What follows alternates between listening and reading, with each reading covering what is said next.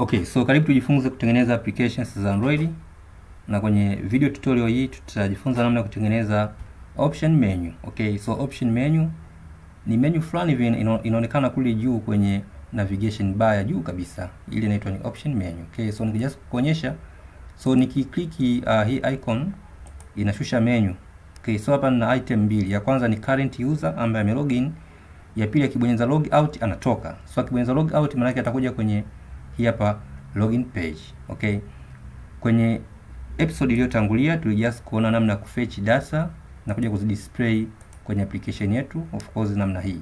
Okay, na tuliona namna ambavyo user anaweza ka login kwenye application. So application yetu ni hii. So tuliona kwamba ukibonyeza log out unatoka kwenye system for example. Okay, so hapa nikija kuingiza username again, click login, so welcome na imeingia. So ni just click installments. So installments ni hizi za current user ambaye ame just login. Okay, so now tunatengeneza option menu ambayo ukiklik hapo itaonekana kama hivi. Akiklik, okay, so now let's show. Akiklik now unaweza ka log out hapa. So lazima abonyeze hii navigation draw. Right? Okay, so objective za lecture ni create option menu na ku set event which item is selected. Of course kwenye navigation draw. Okay, kwenye navigation draw ukikumbuka tulijust kuangalia sana which item is selected. So event ni item selected. Okay, so ilikuwa kwenye navigation draw. Okay, so hii leo ni option menu na yenyewe which option menu is selected. Okay, so now come to application, then access navigation menu, then right click, then choose new, then new menu resource file, then just write option underscore menu. After then just click OK. Right, so now option menu file is opened. So now click split. Okay, so now here we just create an item. Okay, so write item. So item, just choose ID. ID will be current user. Okay, underscore current underscore user. Okay, so again we just put a title. A title will be this will be home. Okay, utaiona kama home ile pale imetokea. So show. Okay, show action and just choose always. Okay, so itatokea hapa home, itatokea hapa. So choose always. Home itaondoka, itaenda kukaa pale juu. Unaiona? Okay, so now close it. Another one will just copy it and come to duplicate. So this one will be what this will be current user. So this is empty, no ID. So ID we can put as a home. So ID for example is home underscore 2. Okay, and he current user takuwa ni always, itapa just write never. Okay, so come to duplicate. Okay, then this will be ID is logout underscore nav, then 2 sababu tayari tuna ID kama hiyo. So just hapa andika logout. Okay, so hapa just write never. Okay, just write never. So hapa just choose it. Okay, so now never. Okay, so utabonyeza logout. After then just position cursor, replace. Okay, if room no need. Okay, and home extract string resource, click OK, then home underscore. Okay, and here extract string resource sababu tayari ipo, just put underscore. Okay, na hapa just put underscore and 2 underscore. Okay. Okay, so now kinachofuata nao ni kuja kwenye upande wa Java. So kuja katika upande wa Java na kuja huku chini kabla ya hii on back pressed. Okay, so somewhere hapa. Okay, so hapa tunatengeneza method mbili. Method ambazo tayari zimeshakuwa defined. On option item selected ya kwanza, na ya pili itakuwa ni on create option menu. So bonyeza control, bonyeza O, press control keypad, hold and press O, then find right on, then so just hapo tunaona just kai na filter on create option, then select this one on create option menu, then double click it implement. Okay, again on option item selected, so control again and O, then on option,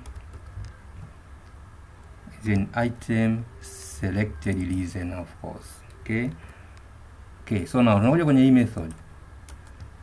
Yep. Okay, so now I need to set a username. Okay, so now before returning super hapa juu, okay, we just use menu inflator. Okay, yes, we inflate our menu, so equal to get menu inflator. Okay, so inflator dot inflate, okay, then r dot menu dot option menu ambayo tumetengeneza muda si mrefu hapo. Okay, option menu. Okay, then ipo kwenye directory inaitwa menu. Okay, so just write menu kwa namna hii. Okay, so now we just come to get shared preferences again. So I define shared preferences again, shared preferences. Okay, this one. Okay, so we come to pasting hapa, then shared preferences dot get string full name key get string, then of course default itakuwa ni null. Okay, now let's put null. Okay, so this I assign to variable inaitwa string username, of course string full name equal to that one. Okay, so now just ku set find view by ID as well. So menu item and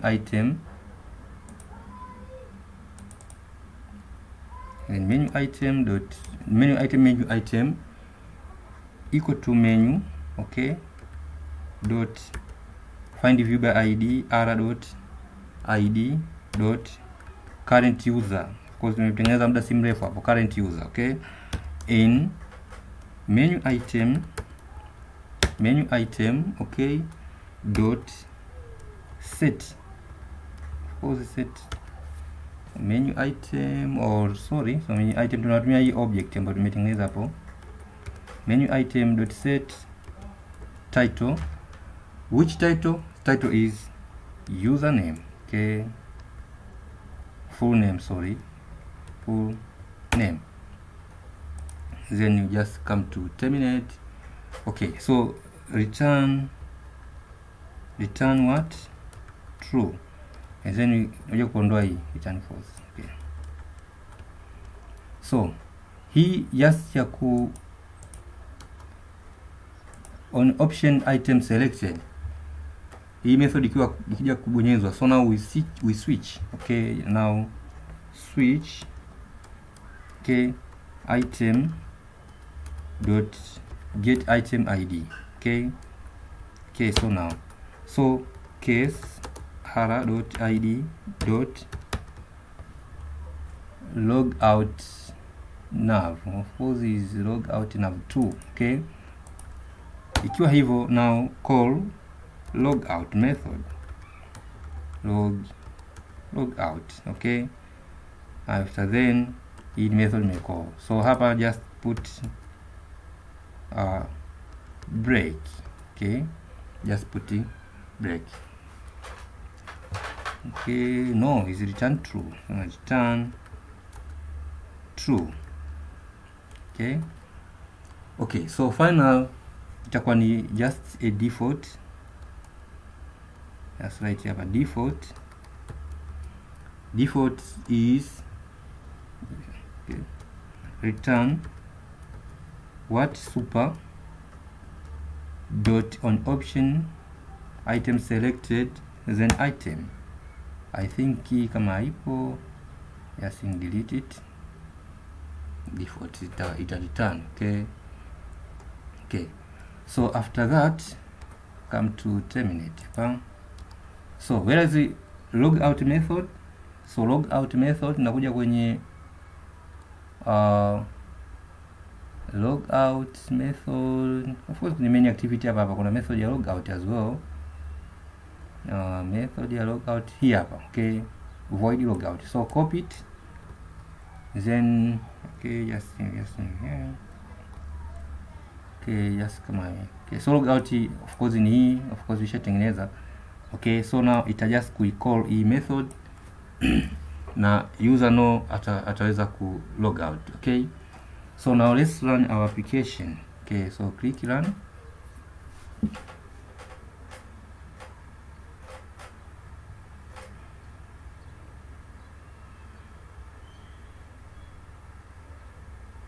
So come to our application. So in a launch application na current tume login, so bado ina to remember. So now when I click my name is Kim, then I can click logout. When I click logout, so when I back, no back action. So open the application again.